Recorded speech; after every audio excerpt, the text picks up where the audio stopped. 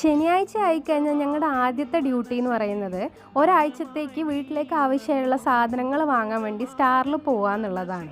ആ സാധനങ്ങളൊക്കെ വാങ്ങി സെറ്റാക്കി വെച്ചാൽ തന്നെ എന്തോ ഒരു വലിയ ജോലി തീർത്തൊരു ഫീലാണ്.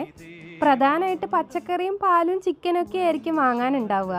പക്ഷെ എത്രയൊക്കെ പ്രോപ്പറായിട്ട് ലിസ്റ്റ് ഇട്ട് കൊണ്ടുപോയാലും എന്തെങ്കിലും അത്യാവശ്യമുള്ളൊരു സാധനം ഉറപ്പായിട്ട് ഞാൻ മറക്കാറുണ്ട്. ഈ ശനിയാഴ്ചയും ഞായറാഴ്ചയാണ് ഞങ്ങളിവിടെ ചോറും കറിയൊക്കെ വെക്കാറ്. അല്ലാത്ത ദിവസങ്ങളിൽ മിക്കപ്പോഴും രാവിലത്തെ ബ്രേക്ക്ഫാസ്റ്റ് തന്നെ ഉച്ചയ്ക്കും അല്ലെങ്കിൽ എന്തെങ്കിലും ചപ്പാത്തിയൊക്കെ ആയിരിക്കും ഉണ്ടാക്കുക.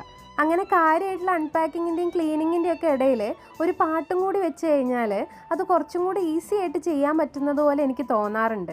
അങ്ങനെ പാട്ടൊക്കെ കേട്ടിട്ട് ഞങ്ങൾ രണ്ടുപേരും കൂടെ ചോറും കറിയൊക്കെ ഉണ്ടാക്കിയിട്ടുണ്ട്. ഇന്ന് ചോറിൻ്റെ കൂടെ ഒരു സ്പെഷ്യൽ സാധനം കൂടി ഉണ്ട്.